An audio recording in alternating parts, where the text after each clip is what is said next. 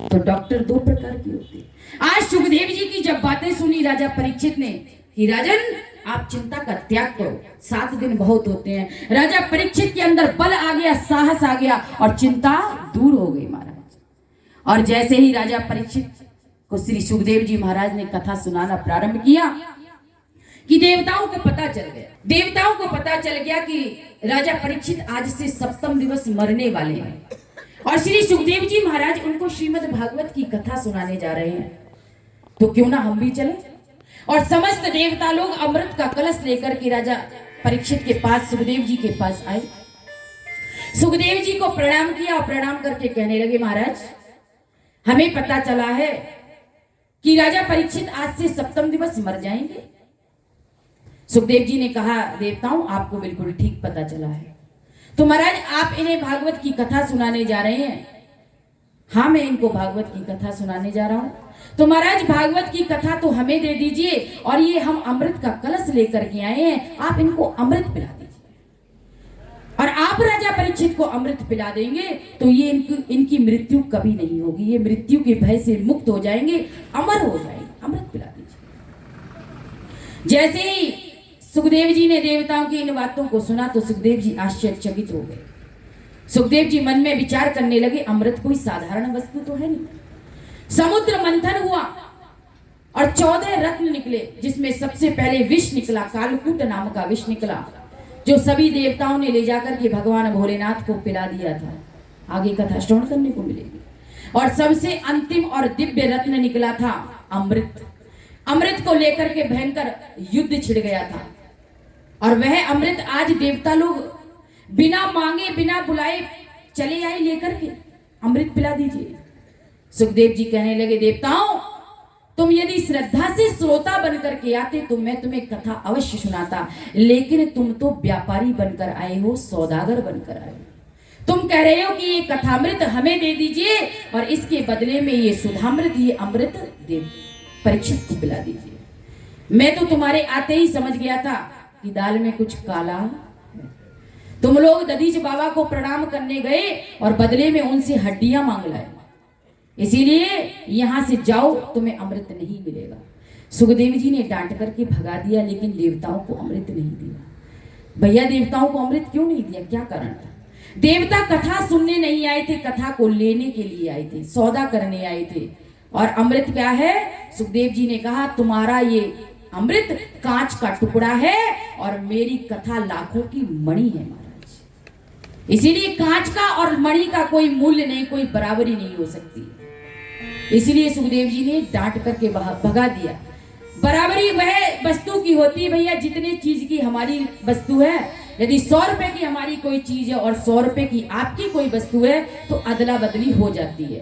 और हमारी चीज करोड़ों की है और आपकी चीज कौड़ियों की है तो कौड़ी और करोड़ों की वस्तु की अदला बदली नहीं होती। डांट दी। देवता लोग अमृत का कलश लेकर के गए।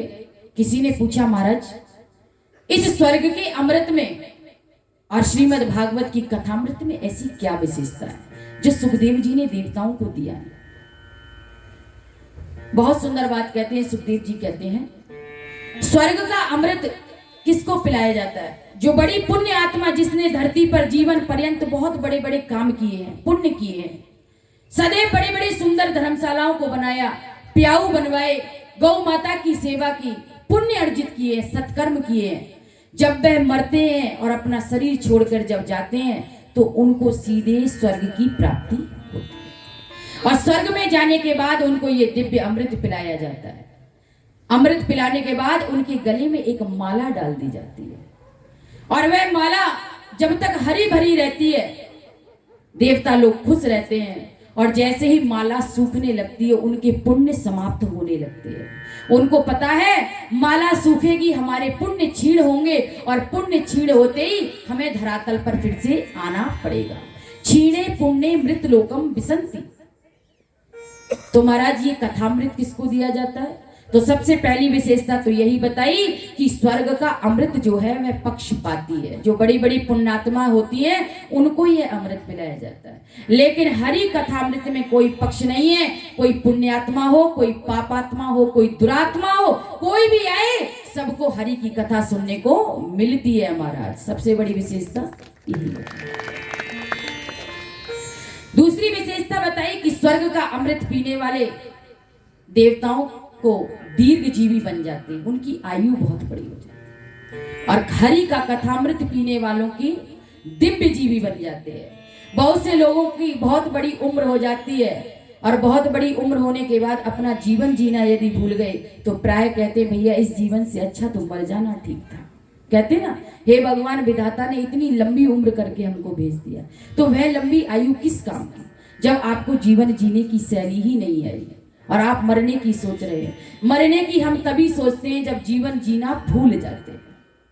नहीं तो कितना दुर्लभ ये मानस तन है।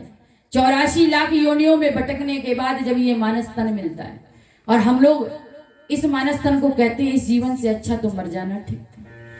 तो हरि की कथा क्या करती है? दिव्य जीवी बनाती है।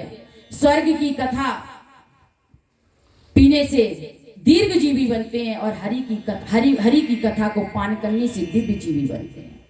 हरि कथा हमें अभय प्रदान करती है, अभय बना देती है। हर वस्तु में श्रेष्ठ बताई है। हरि की कथा श्रवण करने से, पान करने से हमारे पाप नष्ट हो जाते हैं। और जब हम स्वर्ग का अमृत पीते हैं और स्वर्ग का अमृत पीने के बाद धीरे धीरे हमारे पुण्य जब नष्ट हो जाते हैं तो हमें फिर से धरातल पर भेज दिया जाता है और हरि की कथा सुनकर पाप नष्ट होते हैं और हमें भगवान के चरणों में वास मिल जाता है। ये श्रीमद् भागवत की कथा कह रही है, हरि की कथा कह रही है। और इसीलिए देवताओं को आज डांट करके भगा दिया कि तुम लोग कथा सुनने लायक नहीं। देवता लोग ब्रह्मा जी के पास गए और ब्रह्मा जी से कहते हैं कि महाराज हम देवता होकर के भी कथामृत से वंचन और वहां मानवों को इसका अधिकार दिया गया, हमें ये कथा नहीं सुनाई गई और वहां जाकर मनुष्य सुन रहे हैं मृत्यु लोक में। तो ब्रह्मा जी ने कहा अच्छा ये बताओ कथामृत पान करने वाले राजा परीक्षित को कौन से पद की प्राप्ति हुई? किसी ने आकर ब्रह्मा जी से कहा जिन राजा परीक्षित ने कथामृत पान किया 7 दिन, उन राजा परीक्षित को आज मोक्ष की प्राप्ति हुई है। मोक्ष की प्राप्ति को सुनते ही एकदम ब्रह्मा जी आश्चर्यचकित हो गए। पुरा धातापि विस्मिता। ब्रह्मा बाबा आश्चर्यचकित हो गए और कहने लगे मेनिरे भगवत रूपम शास्त्रम भागवतम कलो। कलयुग में केवल श्रीमद् भागवत शास्त्र का जो आश्रय लेगा उस व्यक्ति का कल्याण होने से कोई रोक नहीं सकता है। श्रीमद् भागवत की कथा सुनने से जीव का कल्याण निश्चित ही हो जाएगा। ऐसी ये दिव्य पावन श्रीमद् भागवत की कथा है जिसको आपने श्रवण किया, किस प्रकार से राजा परीक्षित को कथा सुन के मोक्ष की प्राप्ति हुई है। सौनक आदि ऋषियों ने प्रश्न कर दिया महाराज जब ये कथा इतनी सुंदर है तो 7 दिन में ही क्यों सुनाई जाती है?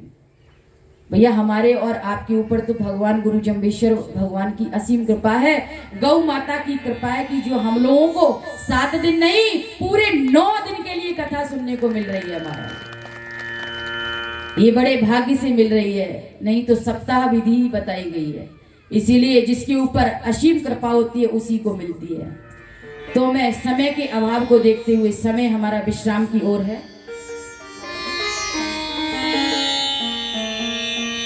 मैं भैया अपने सभी गौ सेवा समिति के भाइयों से पूछना चाहूंगी कि समय 2:30 बजे रखना है या 3 बजे तक? एक बार आप थोड़ा सा मुझे बताएंगे।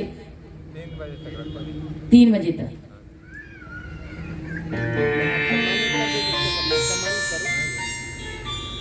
आइए हमारे बीच में हमारे भाई कुछ दानदाताओं की सूची है।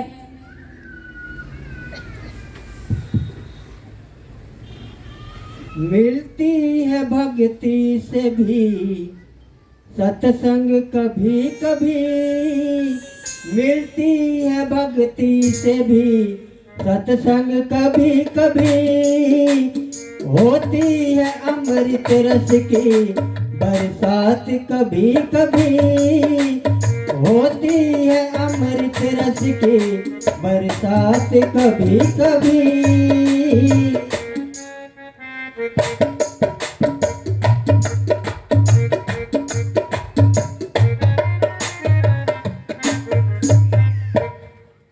बोलिए गौ माता की, बोलिए वृंदावन बिहारी लाल की।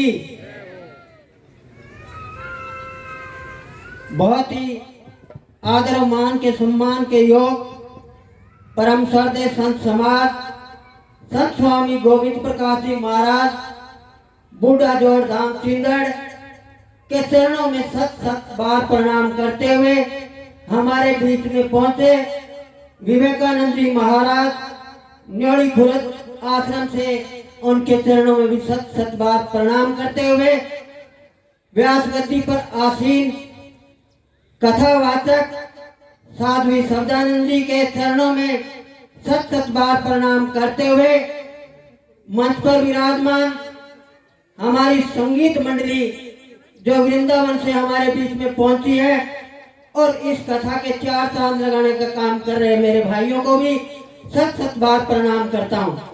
मंच पर विराजमान हमारे श्री गुरु जम्बेश्वर महाराज मंदिर के पुजारी जी और आत्माराम जी पुजारी और विश्वकर्मा मंदिर के पुजारी ओम प्रकाश जी, उनकी भी ड्यूटी यहाँ